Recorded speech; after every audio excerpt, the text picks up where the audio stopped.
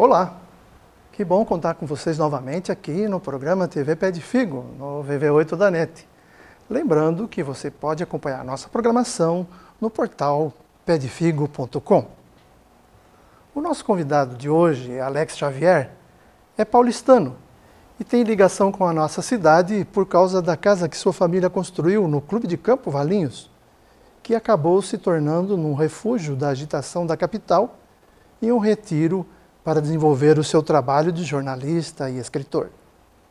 Ele já passou pelas redações dos mais importantes veículos da imprensa, como a revista Veja São Paulo e o jornal O Estado de São Paulo, o Estadão. Tem preferência por escrever sobre cultura, lazer, turismo e cinema, mas também já fez trabalhos sobre esporte e política. Como escritor, escreveu contos para revistas literárias e, em 2018, publicou o seu livro O Teatro da Rotina, pela editora Patois. Um livro de contos sobre o cotidiano com a inclusão de elementos que passam de histórias de gênero, do terror e do suspense, até a ficção científica e a fantasia. Seja bem-vindo, Alex. Muito obrigado, obrigado pelo convite, eu fico muito feliz de participar do programa. Nós aqui agradecemos a sua presença aqui.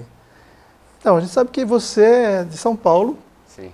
E vem se esconder ou refrescar a cuca aqui em Valinhos, no Clube de Campo. Isso, em 2007 a minha família começou a construir uma casa lá. E aquilo virou o refúgio da família inteira, na verdade. Não só da família, como dos amigos. Minha mãe costuma vir quase todo final de semana para cá e traz todas as amigas que já estão pensando em também ter casa lá no clube. Então, eu sempre que eu posso dou uma fugida para cá, porque São Paulo é aquela agitação, eu sou jornalista, fico correndo atrás desse trabalho e tal. Ali eu esqueço um pouco da vida. E eu moro perto do Ibirapuera, lá em São Paulo, tem uma vida... Você ouve pássaros lá, por exemplo, Sim. Mas aqui, por exemplo, é como se eu estivesse no meio do mato ali, assim, eu prefiro... esse tipo de rotina ali, do dia a dia que me atrai muito a tranquilidade. Né? Aliás, esse é o caminho que muitos paulistanos fazem, né? Tem muito paulistano aqui, né? Tem Valinhos, Vinhedo, Louveira. Tá? E o Clube de Campo é um paraíso, né? Sim, é um muito lugar bonito, muito né? bom. Agora, você faz esse exercício do escrever mais lá em São Paulo ou aqui quando você vem para Valinhos? Como o meu trabalho está... a maior parte do meu trabalho, eu sou freelancer, sou jornalista freelancer, mas eu tenho que ficar em contato com as redações de lá. Mas eu já fiquei bastante tempo aqui em Valinhos, escrevendo meu livro e trabalhando, porque como eu trabalho a maior parte do tempo em casa mesmo, fazendo um home office, Sim. Por que não? Por que ficar enfurnado dentro de um apartamento lá em São Paulo, Sim. tudo barulhento, quando você pode ficar na tranquilidade aqui da cidade fazendo a mesma coisa e às vezes desencanar um pouco, vai dar um passeio. Então eu acabei adotando essa vinda aqui para Valinhos como uma forma de produzir mais até. Entendi. E melhor, né? Ter uma maior qualidade de vida, sem estar tão agitado, apressado, e eu ganhei muito com esse livro mesmo. A boa parte dele foi produzida aqui em Valinhos. Sim. Eu produzi muita coisa em oficinas lá também, oficinas literárias, mas a parte disso eu comecei a escrever muito, diariamente, e eu só pude fazer isso porque eu adotei eu ficava sozinho lá na casa, acordava, fazia uns exercícios, talvez ia correr, tem um lago bonito ali no Clube de Campo, voltava, tomava um café da manhã, banho, e aí sentava, não tem nada melhor, o melhor escritório é você sentar ao ar livre, Sim. poder sentar ao ar livre ali e só produzir com o barulho dos pássaros. Assim. Às vezes eu produzo muito com música, mas Aqui eu preferia ficar só ouvindo os pássaros, passo muito pássaro, passa até tucano por lá. Assim. Eu já li, acompanhei alguns dos seus trabalhos e alguma manifestação sua, sim, em que sempre tem um toque de reverência, até de provocação, e você fala em que o ato de ler e de escrever é um ato de resistência. Com certeza. Não é? Com certeza. Nesses tempos que a gente está vivendo, até do ataque direto à cultura, à literatura, você vê agora em pouco tempo do governo Bolsonaro, a cultura foi bastante atacada, foi diminuída de ministério para secretaria, enfurnada nas mãos de pessoas que estão querendo limitar o alcance, né, desse trabalho. E o que dá para a gente fazer nesse momento? É continuar criando, né? Sim. A gente escrever, compor, arte e literatura e cultura em geral tem um poder, em geral, é sim, curioso. Em tempos autoritários, historicamente, sempre aparece uma contracultura muito rica, né? Sim, é verdade. A gente tem que lembrar que na época da ditadura, os artistas davam um jeito criativo de colocar suas críticas, mesmo naquele tempo de repressão, eles conseguiam achar uma forma de fazer sua mensagem chegar ao público, né? Você falou aí do atual governo, né? Mas esse é um fenômeno que está acontecendo no mundo inteiro. No mundo né? inteiro. É uma coisa estranha, complicada, né? Que faz a gente fazer da ação da resistência uma coisa quase que de cuidar da saúde, né? Sim. Saúde mental e mesmo física, para entender e sobreviver nessa situação. Pois é, muita gente fica prefere ficar com ódio, com raiva, mas isso só faz mal para você mesmo. Eu entendo esse ódio, essa raiva quando há alguma coisa que te revolta. Sim. Mas se você não cuidar de você mesmo antes, se você não continuar mantendo uma alegria ali, assim, aliás, a alegria é provocativa, né, para quem está querendo te limitar, etc. Tal, você continuar criando e continuar, sei lá, criando com alegria, isso é forte, isso machuca de uma forma o ego do outro que está querendo te deixar para baixo, né? Então, acho que faz... E você faz esse trabalho com essa consciência, de que é um ato mesmo de bravura, de resistência. De resistência, com certeza. Eu acho que sim, acho que não só eu ali, eu acho que todo mundo com quem eu tenho me envolvido mais hoje em dia tem essa visão. Então as pessoas estão continuando, o que você pode fazer, o que fazer agora, né? Tem até um meme famoso, e agora o que fazemos? Poemas. Eles odeiam poemas, tem uma tirinha famosa lá, né? O inimigo odeia poemas. Então vamos continuar criando, vamos continuar sendo... se a gente parar, vamos mudar de país, vamos sei lá, parar de escrever ali. Essa não é a mensagem que a gente quer passar, né? O silêncio não... ele não é a saída, você tem que continuar gritando. Sim. Né? No momento que você está sendo sufocado ali, você tem que continuar gritando, né? Não aceitar e se calar, né?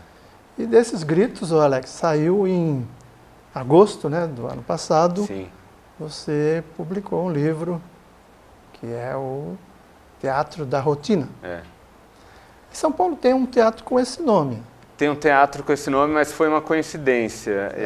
Ali na região da Augusta, da Consolação, tem um teatro chamado Teatro da Rotina, teatro pequeno, independente, e eu não conhecia, na verdade, e quando eu soltei esse nome, eu não me lembro agora quem me falou que que existia esse teatro.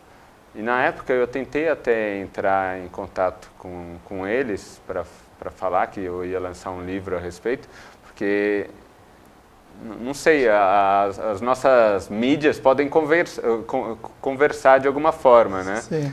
Vai que eu adoraria ver os meus contos se transformarem em algo mais do que contos, alguém fazer, sei lá, um curta, uma peça de teatro, uma música em cima, virar quadrinho, o que for, eu não tenho apego dessa forma com o que eu escrevi, né? Eu aceito também sugestões dos outros sobre a minha obra, eu não tenho problema, então eu adoraria ver alguma coisa a respeito. Quem sabe o pessoal do Teatro da Rotina não se interessa mais para frente. Isso aí, nós estamos conversando com o escritor e jornalista Alex Xavier. No próximo bloco nós vamos falar um pouco mais do seu livro, O Teatro da Rotina. Fica aí com a gente.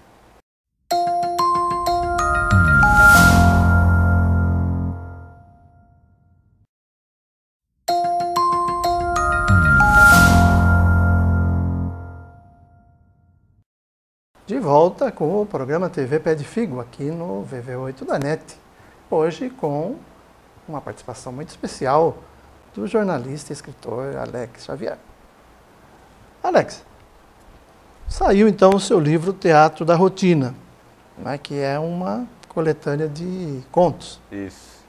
Fala pra gente sobre a produção dessa sua obra.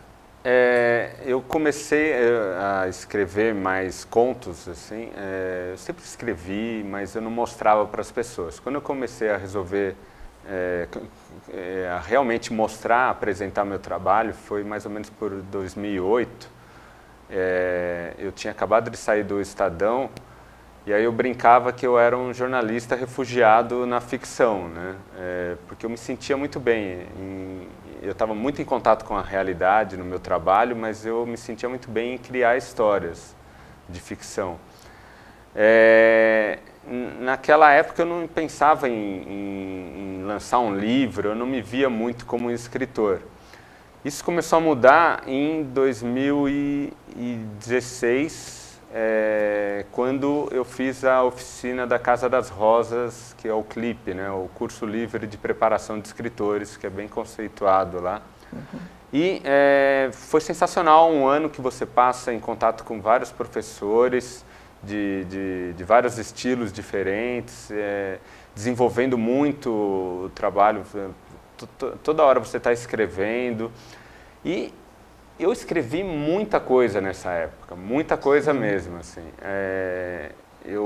Além dos exercícios da sala, se me dava uma ideia para escrever, eu escrevia sem problema, para o dia seguinte já estava apresentando para alguém, para, sei lá, dar a cara a tapa, né? Sim.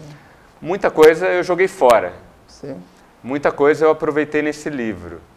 E esse livro, ele conta são histórias cotidianas com elementos de histórias de gênero, né? Vai desde suspense, terror, fantasia, ficção científica, tem alguma coisa de western, usa elementos no dia a dia das pessoas, são histórias bem urbanas e contemporâneas, né? Então, por exemplo, tem um conto que se passa durante uma reunião de condomínio.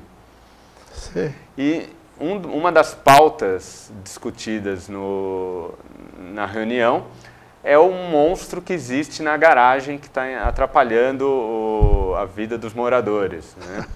E é um conto que fala, no fundo, ali, é uma brincadeira, mas várias metáforas, mas ele está falando sobre burocracia. E também sobre essas relações de diferentes personagens em um mesmo ambiente, né? E o síndico é o vilão ou é o mocinho nessa? Não, o mocinho, síndico é um antagonista, mas o mocinho também é um morador novo que se mudou com a mulher e para ele esse é o maior problema, né? Mas falando em mocinhos, vilões, né, esse livro não tem muito isso. Sim. Eu brinco que, na verdade, eu acho que eu não chamaria para tomar uma cerveja nenhum dos protagonistas que eu coloquei nesse livro. Poxa né? vida. Eles sempre têm alguma coisa que me incomodam muito, né? é uma relação meio ambígua. Eu tentei escrevê-los de uma forma sem julgamento, mas ao mesmo tempo não seriam pessoas que eu adoraria encontrar no dia a dia. Eu aproveitei porque eles são personagens muito interessantes, né? Por exemplo, eu tenho um conto chamado Vizinhança, que é sobre um morador de classe média alta, que ele se incomoda com os moradores de rua que tem perto do prédio dele. Principalmente com um que ele acha muito folgado, porque parece que está muito bem numa barraca que ele montou na frente de um supermercado. Isso tem relação com o que eu vejo no dia a dia na minha própria vizinhança, que eu moro num bairro de classe média alta, e eu vejo muito esse tipo de personagem. Eu não admiro esse tipo de personagem, mas eu me coloquei no lugar dele na hora de escrever.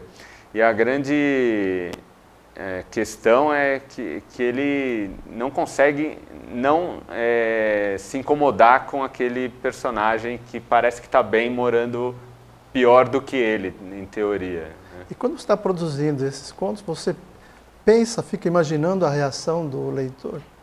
Eu penso... Ou até provoca o leitor?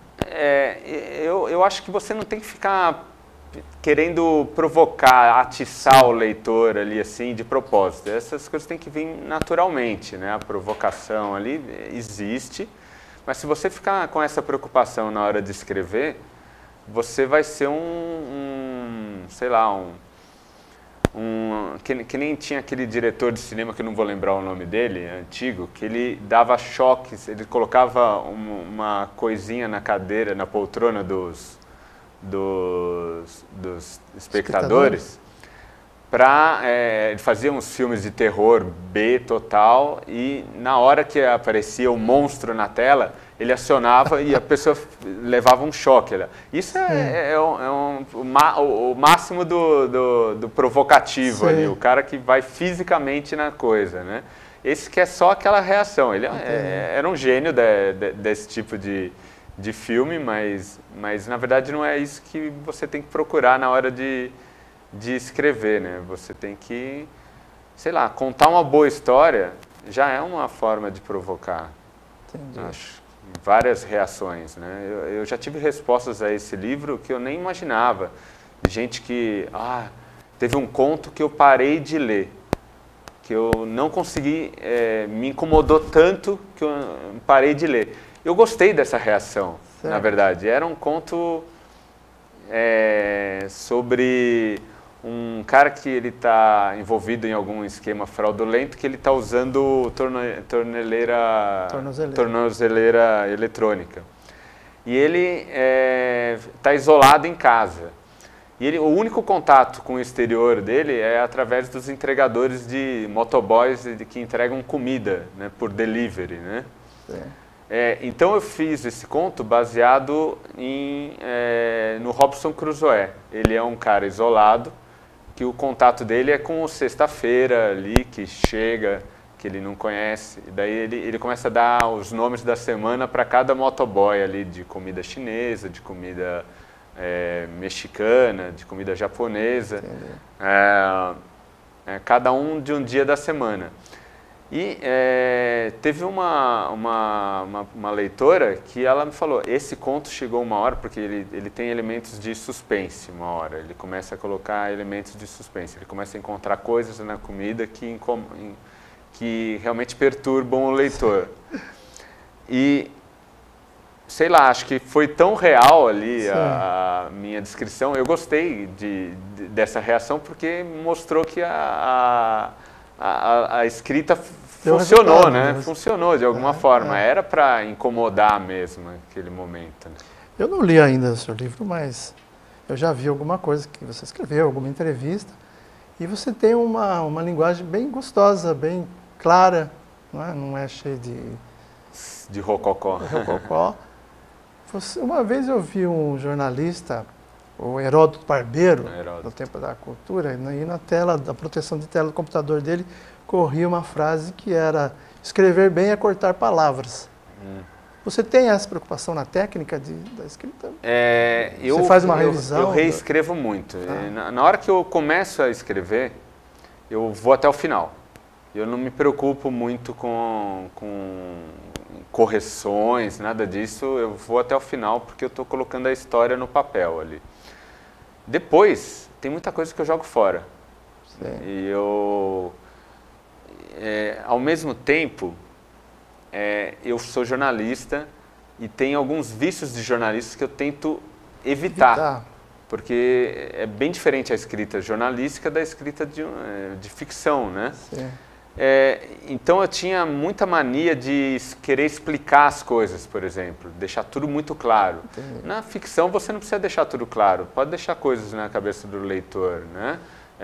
Num jornal isso é perigoso, né? Você deixar as coisas meio obscuras, é melhor você deixar tudo muito claro. Só que esse tipo de preocupação você não tem que ter na hora de escrever uma ficção. Então eu corrigia tudo isso, de ficar eliminando essa mania de explicar tudo. Ou então a minha preocupação estética ali, assim, tem muito o quê? Tem muito o quê? Fica tirando repetições. Sim. Às vezes a repetição faz parte E é inevitável. No texto jornalístico eu tinha muito essa preocupação, continuo tendo. Mas o texto literário é outro, então eu tive que reler o que eu escrevia cada hora com um olhar diferente. Agora eu vou olhar procurando erros gramaticais. Agora eu vou olhar procurando esse jornalista que está escondido aqui no escritor de ficção. Ou eu também mudei a forma de dialogar com o leitor, do personagem dialogar com o leitor. Eu mudei muitas vezes as vozes. Eu falei, essa voz não funciona. Então eu experimentei outros tipos de vozes. Por exemplo, o primeiro e o último conto, eles são bem metalinguísticos, sobre escritores. E eu sou muito influenciado pelo Calvino, o Ítalo Calvino, italiano. Sim. E principalmente pelo aquele livro Se um Passageiro em uma Noite de Inverno. Que ele escreve todo na segunda pessoa do singular, ou seja, você. Certo. Você, leitor, acaba de comprar o livro de Ítalo Calvino e agora ele escreve todo com o leitor como personagem. Entendi. E eu me interessei nisso, e esses dois contos eu gostei de trabalhar nessa voz no tu, né? Entendi. Que é uma forma difícil até de trabalhar, porque ela pode ficar falsa, né? Então o primeiro conto é no ponto de vista de uma mosca que se acha musa de um escritor. Então ela entra na cabeça dele. Eu ia falar sobre essa mosca que ela vai no ouvido Ela entra no ouvido e fica dando escritor. palpite, é isso? Isso, e ela se acha o máximo. Então, enquanto ele está atrapalhado com as ideias, ela vai... e ela é uma mosca, então eu tive que... isso é uma coisa que eu peguei do jornalismo, que eu salvei do jornalismo, foi de pesquisar muito antes. Entendi. Então, detalhes como qual é a média de vida de uma mosca de apartamento, eu pesquisei antes de colocar e está no livro também. Assim. Isso aí, Alex. Então fala sobre o seu livro, onde que é encontrado? Ele está à venda online. A editora Patois é uma editora pequena, mas muito ativa. Ela publica cerca de 15 livros por mês. Tem vários... Já tem prêmio São Paulo, prêmio Jabuti, é sempre indicada a prêmios. Publica poemas, e contos e romance. E ela trabalha de forma independente também. Então ela tem um site deles que eu posso passar para vocês, até para vocês colocarem, onde eles fazem a venda, e também na Amazon está disponível com a assessoria da própria editora. Eles evitam colocar em grandes livrarias, por conta do que a gente está vendo aí, por exemplo, com a Livraria Cultura, Saraiva, que eles simplesmente abocanham uma grande parte do valor de capa vendida e agora não estão nem pagando as editoras, né? Então, imagina. Aí, esse então é o Alex e o seu livro, O Teatro da Rotina. Alex, parabéns pelo seu trabalho. Obrigado. Vou autografar aí depois. Ah, faço questão. Esse foi mais um programa TV Pé de Figo. Venha com a gente na próxima oportunidade. Obrigado.